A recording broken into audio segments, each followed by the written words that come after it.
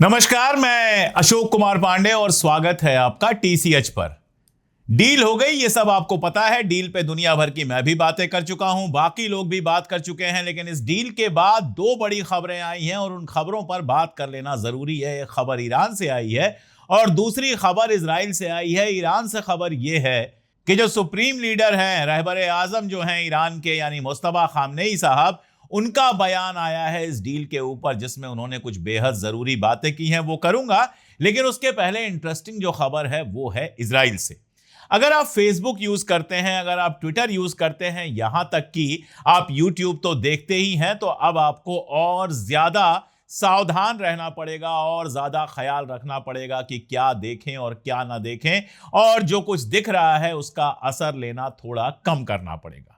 अब आप कहेंगे ये अचानक फेसबुक, ट्विटर, इंस्टाग्राम और व्हाट्सएप और तमाम सारी चीजों की बात क्यों शुरू हो गई? बात तो चल रही थी ईरान डील की। तो यह जरूरी इसलिए है क्योंकि खबर यह आई है कि इजराइल अब और ज्यादा पैसे खर्च करने वाला है अमेरिका के अंदर, और इन प्लेटफॉर्म्स पर यानी फेसबुक वगैरह पर और ज्यादा पैसा खर्च करने वाला है, ताकि दुनिया भर में एक हारे हुए मुल्क की तरह, जो बदनाम मुल्क की तरह उसकी इमेज बनी है, उसको सुधारा जा सके। कहा जा रहा है कि $40 मिलियन से ज्यादा पैसा उसने अलाट किया है अपनी छवि सुधारने के लिए, अपनी इमेज सुधारने के लिए, अमेरिका और दीगर जगहों पर खर्च करने के लिए। यह पैसा कहां खर्च होगा? अमेरिका में जो राइट विंग है, खास तौर पर जो वहां का ऑर्थोडॉक्स चर्च है, यह उनके ऊपर खर्च होगा, ताकि वो अमेरिका के अंदर इजराइल की बात को लगातार उठा सकें। जिस तरह से अमेरिका के लीडर्स इजराइल की लानत मलामत कर रहे हैं, वहां पर इजराइल के लिए माहौल बना सकें, और साथ साथ ये मेटा यानी कि फेसबुक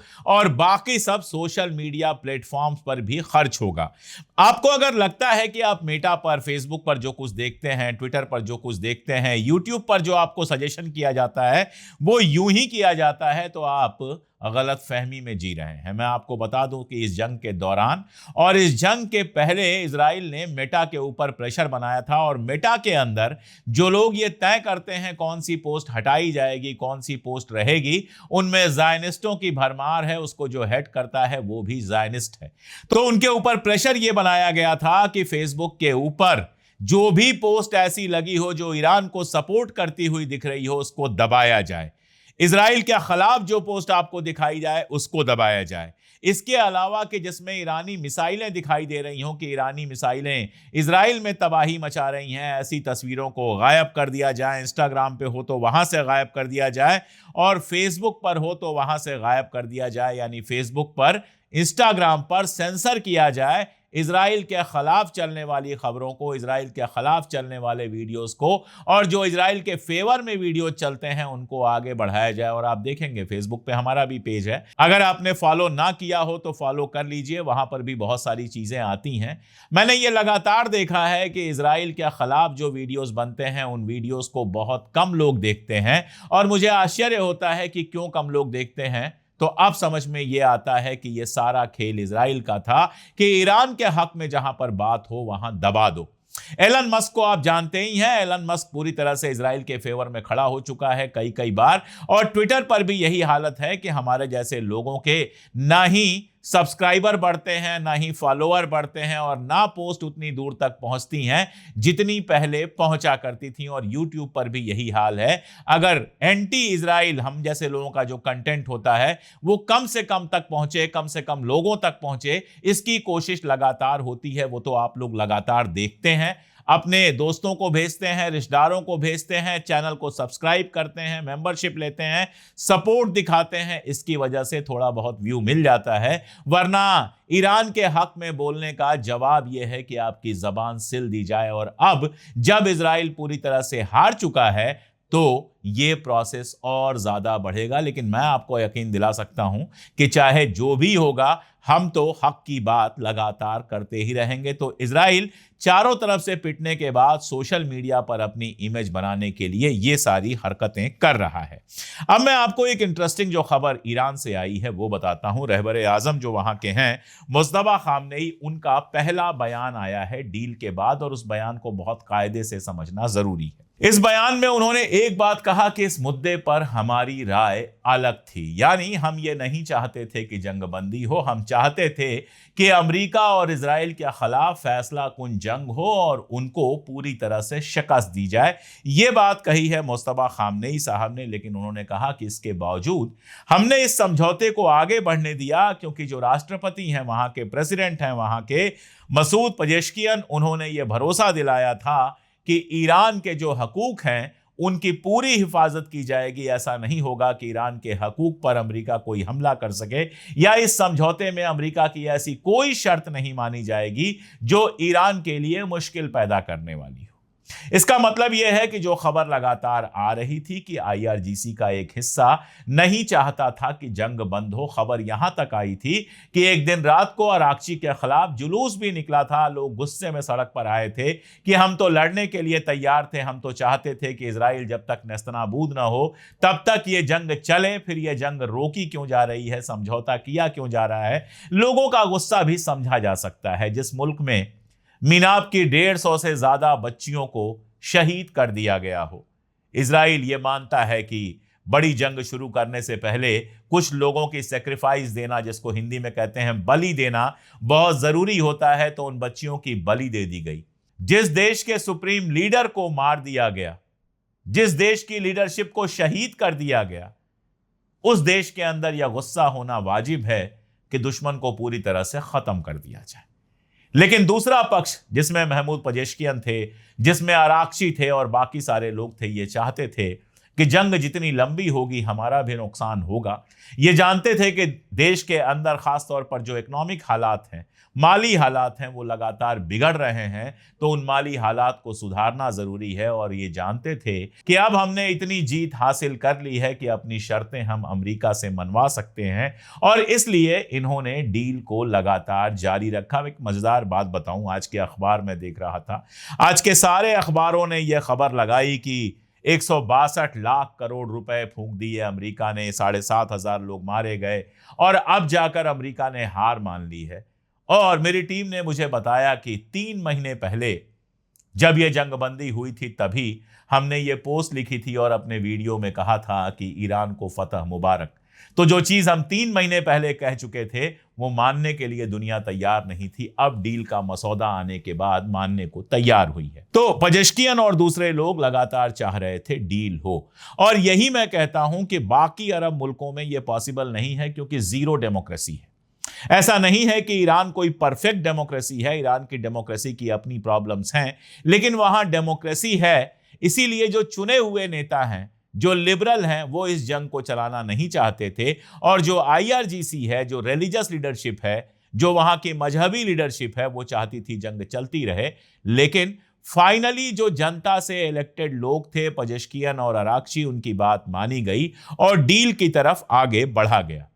रहबर आजम ने यह भी कहा कि आने वाले वक्त में तेहरान और वाशिंगटन के बीच आमने सामने बातचीत होगी, लेकिन इसका मानी यह नहीं होगा कि दुश्मन का जो रुख है उसको पूरी तरह से तस्लीम कर लिया जाए। ये नहीं होगा। वैसे भी बताते हैं, मैं तो पर्शियन जानता नहीं, लेकिन बताते हैं कि पर्शियन में तस्लीम जैसा कोई वर्ड नहीं होता है, तो एक्सेप्ट कह लेते हैं हम कि एक्सेप्ट नहीं किया जाएगा। अगर दुश्मन कोई ऐसा रुख, दुश्मन का मतलब अमेरिका और इजराइल, कोई ऐसा रुख अपनाते हैं जो ईरान के हितों के खिलाफ होगा, तो उसको एक्सेप्ट नहीं किया जाएगा। ये बात कही है सुप्रीम लीडर ने। इसके अलावा उन्होंने कहा कि पेजेश्कियन ने उनसे कहा था कि अगर अमेरिका बातचीत के दौरान ज्यादा शर्तें रखने की कोशिश करेगा तो ईरान उन्हें नहीं मानेगा। इसीलिए खामनेई साहब ने कहा है कि अब हमें इंतजार है कि समझौते की शर्तों को लागू कैसे किया जाता है और अमेरिका अपने वादे निभाता है या नहीं। समझौता हो गया, एमओयू पे साइन हो गया, शर्तें तय हो गई, और शर्तें देखकर आप बड़े कायदे से समझ सकते हैं, कल मैंने डिस्कस किया था, आप समझ सकते हैं इस बात को कि ईरान की शर्तों पर यह समझौता हुआ है। अब सारा सवाल यह है, जो मैंने पहले भी सवाल पूछा था, मैं फिर दोहरा देता हूं, कि क्या अमेरिका मिड टर्म इलेक्शन के बाद भी इस समझौते पर चलता रहेगा? कहीं ऐसा तो है नहीं, कहीं ऐसा तो नहीं है कि केवल मिड टर्म इलेक्शन में जीत के लिए या उस समय अमेरिकी जनता से यह कहने के लिए कि देखो हमने जंग रुकवा दी और ईरान को एटॉमिक बॉम्ब भी नहीं बनाने दिया गया, यह समझौता किया गया है और मिड टर्म इलेक्शन के बाद नेतन्याहू और ट्रंप मिलकर दोबारा ईरान पर हमला करें, यह भी एक पॉसिबिलिटी है जिससे मैं कम से कम इनकार नहीं करता हूं। और जाहिर तौर पर अगर मैं ये सोच पा रहा हूं तो ईरान में भी ऐसा सोचने वालों की कोई कमी नहीं होगी। मुझसे बहुत बेहतर अमेरिका और दुनिया को ईरान के जो लीडरान हैं वो समझते हैं। तो ये जो बात है कि अमेरिका अगर अपनी शर्तें निभाता है तो बात आगे बढ़ेगी, और अगर अमेरिका अपनी शर्तें नहीं निभाता है तो ईरान दोबारा से जंग शुरू कर देगा। अब ये जो बयान आया है खामेनेई साहब का, इसके बाद कोई बड़ी बात अमेरिका से नहीं आई है। आदतन मजबूर है ट्रंप, बदतमीजियां करता रहता है, लेकिन इस बयान के बाद, चूंकि ईरान ने पहले भी कहा है कि आपको इज्जत से बात करना सीखना पड़ेगा अगर आप समझौता चाहते हैं, तो इस बयान के बाद किसी तरह की बेइज्जती की बात, किसी तरह की बदतमीजी, बेहुरमती की बात अमेरिका से नहीं आई है। और उसने कहा है कि मुझे यह उम्मीद है कि सभी मोर्चों पर सीज फायर होगा, जिनमें इजराइल और लेबनान भी शामिल हैं। लेकिन आप इसके साथ ही देखिए कि लेबनान में अभी तक इजराइल ने जंग नहीं रोकी है, और यही वजह है कि हिजबुल्लाह भी लगातार वहां अटैक कर रहा है। और कल एक हमले में, हिजबुल्लाह के हमले में बटालियन कमांडर एक इजराइल का मारा गया है और उसके अलावा 4 इजरायली सैनिक मारे गए हैं। तो वही किस्सा दोहराया जा रहा है कि आम लोगों पर, आम शहरियों के गांवों पर, शहरों पर, कस्बों पर लगातार इजराइल हमला कर रहा है, और पलटकर लेबनान जो हमले कर रहा है वो इजराइल के सैनिकों पे कर रहा है। टाइम्स ऑफ इजराइल ने बताया यह है कि जो मारा गया है वो 32 साल का lieutenant colonel Dor Gedalia Ben Simon है। यह इजराइल की 401st आर्म्ड ब्रिगेड की 52वीं बटालियन का कमांडर था। इसके अलावा भी वहां पर एक ड्रोन हमला हुआ है जिसमें 5 इजरायली सैनिक बुरी तरह से घायल हुए हैं, इसमें एक की हालत गंभीर हुई है।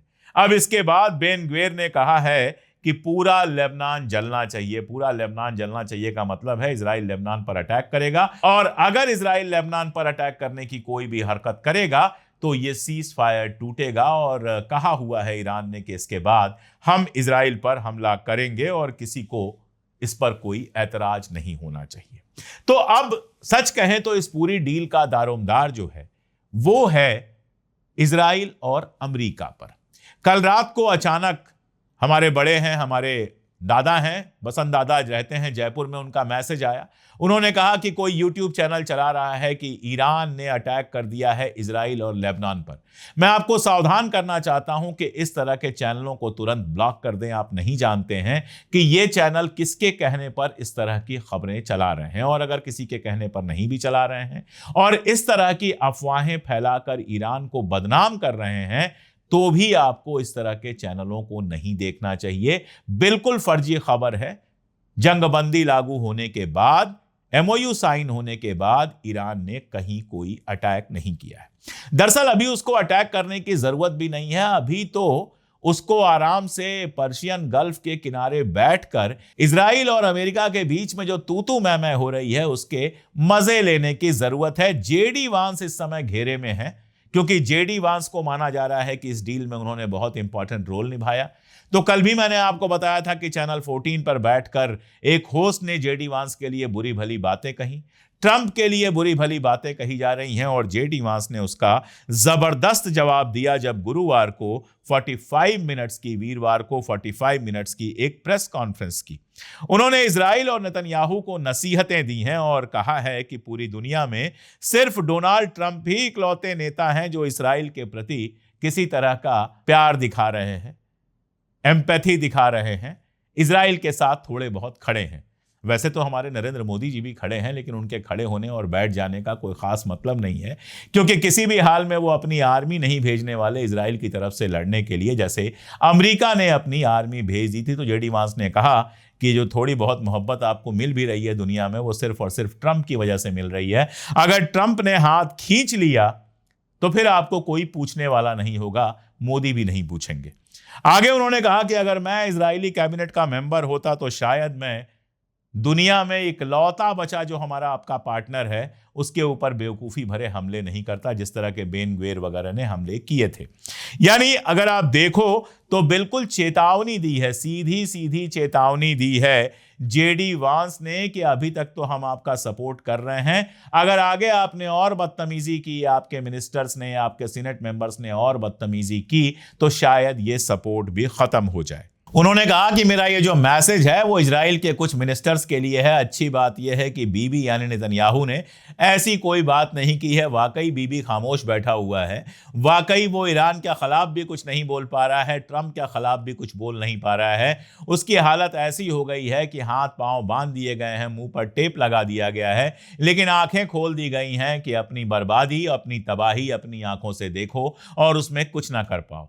ना इधर चल सकता है ना उधर चल सकता है। अगर ज्यादा अमेरिका की मुखालफत करेगा, मदद बंद हो गई तो इजराइल के लिए मुश्किल हो जाएगी। अगर मुखालफत करने की जगह सीधे लेबनान पर या ईरान पर हमला कर देगा तो ये समझिए अमेरिका ही नहीं, यूरोप से भी मदद मिलनी बंद हो जाएगी और लड़ाई को 10 दिन चलाना भी मुश्किल हो जाएगा। और अगर कुछ नहीं किया तो ये जो पाल के रखे हैं स्मारिच और बेन ग्वेर जैसे सांप जो पाल के रखे हैं, वही उसको डस लेंगे और उसकी कुर्सी पर खुद बैठने की कोशिश करेंगे। तो ज्यादा होशियारी में नेतन्याहू बुरी तरह से फंसा हुआ है। और वांस का जो बयान है वो इसीलिए है कि भाई औकात में रहो, ठीक है हमारे पार्टनर हो, सब कुछ हो, लेकिन औकात में रहो। पहले भी ट्रंप ने कहा था कि इजराइल हमारा बहुत छोटा सा पार्टनर है, और अगर हकीकत देखें तो वाकई इजराइल की औकात जो है वो अमेरिका या दुनिया के किसी बड़े मुल्क के सामने बहुत छोटी सी है, साइज में भी, प्रोडक्शन में भी और बाकी सारी चीजों में भी। जो ये लगातार बहुत मजबूत होने का भरम बनाया जाता है, जेडी वांस ने यह भी तोड़ दिया।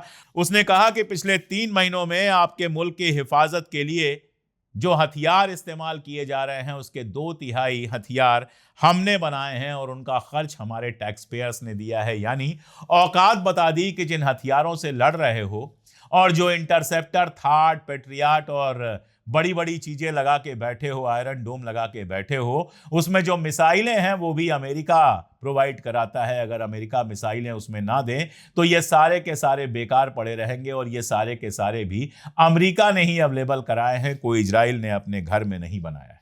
और इसके बाद वांस ने कहा कि अभी कोई आखिरी समझौता नहीं हुआ है, ये एक मसौदा है, 60 दिन तक बातचीत चलेगी, इसके टेक्निकल पहलुओं पर देखा जाएगा और फिर फाइनल बातचीत होगी। और यहां याद दिला दूं कि यह बात तो ट्रंप भी कह चुका है कि अगर ईरान ने समझौता तोड़ा तो हम उसके ऊपर हमला करेंगे। कहना जरूरी है उसके लिए भी, क्योंकि दुनिया के सामने खुद को बॉस दिखाना है। लेकिन बॉस वाली बात तो वही है जो मुस्तफा खामनेई ने कहा है, बड़ा दिल दिखाया है, बड़ा होना बताया है। यह कहा है कि मैं तो नहीं चाहता था कि जंग रुके, जिसका मानी यह है कि ईरान लंबी जंग के लिए तैयार था। और साथ में यह भी कहा है कि चूंकि जो हमारे इलेक्टेड प्रेसिडेंट हैं उन्होंने कहा कि इसमें ईरान के हितों का पूरा ध्यान रखा जाएगा, इसलिए मैंने कहा ठीक है समझौता कर लीजिए।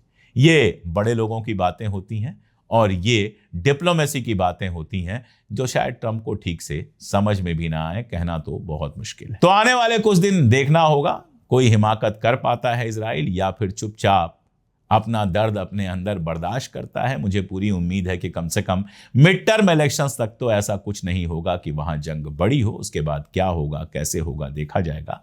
आज के लिए इतना ही, बहुत शुक्रिया।